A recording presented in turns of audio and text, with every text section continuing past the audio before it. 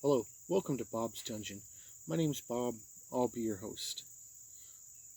Over the years, Dungeons & Dragons has put out many different campaign settings for its game in multiple editions. Some of those campaign settings have even appeared in several of the editions of Dungeons & Dragons. One of those campaign settings that has appeared pretty steadily in the different editions of Dungeons & Dragons since it came out is Ravenloft. Ravenloft has always been kind of popular, and that's what we're going to talk about in this video. The Ravenloft campaign setting for 3rd edition Dungeons & Dragons. This book has 221 pages and a copyright of 2001. It was printed by Sword and Sorcery, which is White Wolf's title they use for publishing D20 games. All of the artwork in this book is in black and white, so let's go ahead and look at some of that artwork. All of the artwork in this book is in black and white. Not only does it capture the fantasy aspects of this campaign's setting, but it also captures the horror aspects of the setting as well, while also setting a gothic mood for the campaign setting. To play this game, what you're going to need is a copy of this book and a copy of all 3 core rulebooks, either from 3rd edition or 3.5 Dungeons & Dragons, or Sword and Sorcery's core rulebooks, which is essentially just about the same thing. All of them work. You will also need a full set of dice. A full set of dice containing a 20-sided die, a 12-sided die, preferably 2 10-sided dice for rolling both percentiles and tens, an 8-sided die, a 6-sided die, and a 4-sided die. This book has pretty much everything you need to get started and run a game in Ravenloft for 3rd edition. It has all the domains in it, the most popular being Barovia, which is where Strahd lives, and Strahd is by far the most famous NPC from Ravenloft. Anybody mentions Ravenloft, they're going to think Strahd first, but he's not the only Dark Lord in the game. Each of the domains in Greyhawk have their own Dark Lord that runs things. The Dark Lord is granted certain powers, and he pretty much gets to decide who enters and who leaves his realm, and a few other things. It's very bad to cross the Dark Lord in a domain, and it almost always happens with the player characters. Go figure. But it always causes trouble. There is a map of the domains in both the front and in the back of the book, and it shows close-ups of those portions of the map when talking about their segments in the book. This book, each domain has a cultural level, and cultural levels range from 0, which is a savage culture, to cultural level 9, which is a Renaissance type culture. All the domains are pretty much separated by a mist, and the Dark Lords can have some kind of control over the mist, so they can block people from coming in or leaving. And the mists are feared by all. There are rules for making up your characters in here, and the character generation is standard for a Dungeons & Dragons game. It just gives you the changes to the core classes and core races. Like in the races, it gives you a new rating called the Outcast rating. An Outcast rating is a negative modifier you apply to any rolls you make in a social situation to represent how xenophobic the people are in Ravenloft. And any other little bitty changes that might occur to the races for this campaign setting. The most drastic change being the half-orcs.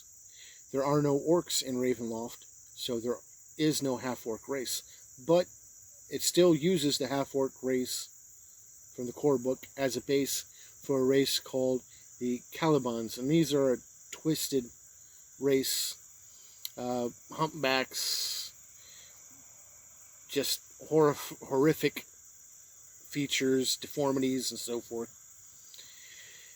And it gives you one brand new core race for player characters if you wish, and that's the Half Vistani, and it gives all the stuff in here for them. It also has a write-up for the classes. Basically, it just tells how they function in Ravenloft and any changes to their abilities that they might have, which is pretty nifty. There are 2 brand new cleric domains for this campaign setting, and that is the domain of mists and the domain of repose.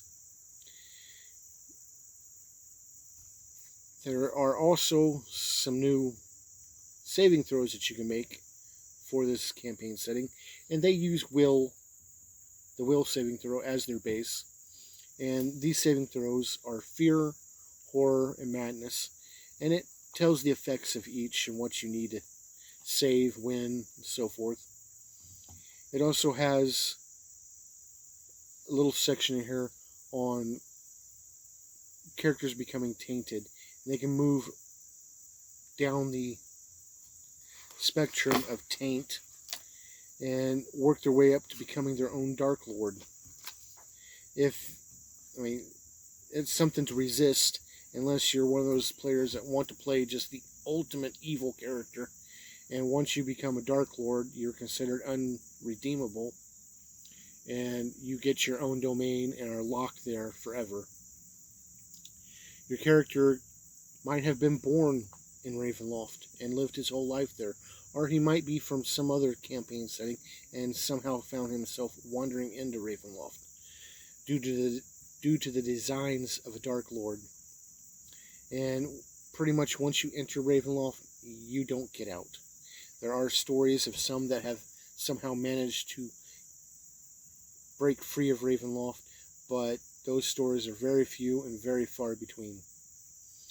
There are rules for magic in this campaign setting, a couple of new spells, and that's pretty nifty. It also tells how existing spells function in this campaign setting. Necromancy gets a huge boost in this campaign setting due to its dark nature. There are some new feats that you can choose in this game, and one new skill, hypnosis, for what that's worth. But anyway, it gives you a good look at the domains and how the mists work, and everybody's afraid of the mists. And the Dark Lords have a little bit of control over the mists and how they work in their domains. Not complete control, but pretty damn close to it. And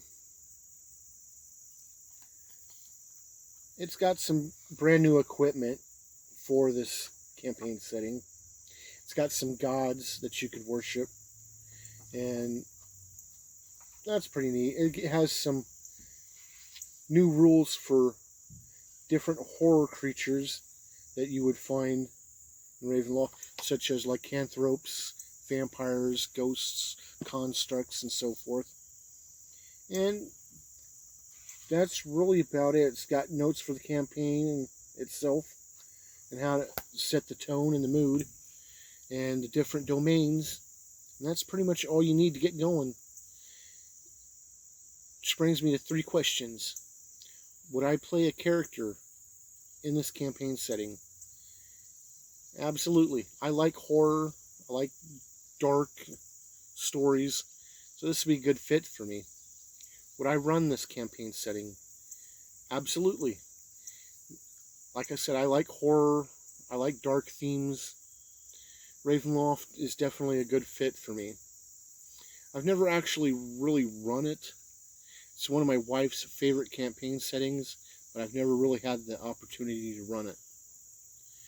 Would I recommend this book? If you're going to run a 3rd edition Dungeons & Dragons game, I would recommend you at least look at this book. It could give you some pretty good ideas of some nasty things to do to your players and some alternate ideas. Otherwise, just run this campaign for your 3rd edition game and you should be pretty happy with it. Thank you for joining me at look at Ravenloft for 3rd edition, and hopefully you'll join me next time where we'll talk about something else. Bye.